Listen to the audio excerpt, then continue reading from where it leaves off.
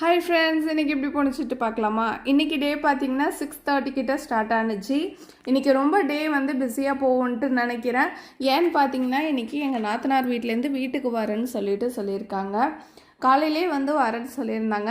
எதுக்காக வராங்கன்னு பார்த்தீங்கன்னா, ஆல்ரெடி சொல்லியிருந்தேன் எங்கள் பாப்பா வந்து ஏஜ் அட்டன் பண்ணிட்டா அப்படின்னு சொல்லிட்டு, அதனால் அத்தை வந்து சமைச்சு போடுறதுக்காக வராங்க. இந்த சைடு பார்த்திங்கன்னா பழக்கம் வந்து வயசுக்கு வந்த பொண்ணுக்கு அத்தை முறம் உள்ளவங்க வந்து வீட்டில் வந்து சமைச்சு போடுவாங்க. உங்கள் சைடில் இது மாதிரிலாம் முறை இருக்கா என்னன்ட்டு கமெண்ட் பாக்ஸில் கமெண்ட் பண்ணுங்கள்.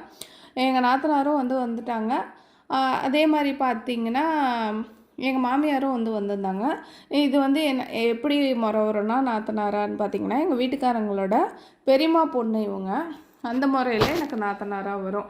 காலையிலே வந்து பிரேக்ஃபாஸ்ட்டுக்கு பார்த்தீங்கன்னா கேசரி, இட்லி, பூரி, அப்புறம் வடை எல்லாமே வந்து செஞ்சுருந்தாங்க. பிரேக்ஃபாஸ்ட்டும் லஞ்சுமே செஞ்சு போட்டாங்க.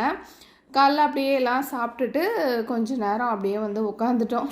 கொஞ்ச நேரம் ரெஸ்ட் எடுத்துகிட்டு திரும்பி வந்து மதியானத்துக்கு வந்து லஞ்சு வந்து சமைக்க ஆரம்பிச்சிட்டோம். மதியானம் பார்த்திங்கன்னா வடை பாயசோட விருந்து வந்து ரெடி ஆகிட்டுருக்கு.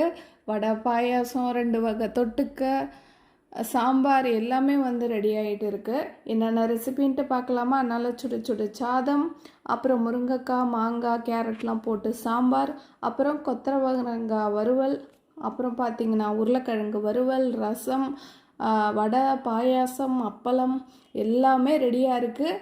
நாங்கள் நல்லா ஒரு பிடிச்சிட்டோம் இன்றைக்கி. ரொம்ப ஹாப்பியாக இருந்துச்சு இன்றைக்கி. இந்த வீடியோ பிடிச்சிருந்தா குட்டி ஒரு லைக் போட்டுங்க. தேங்க்யூ, பாய்.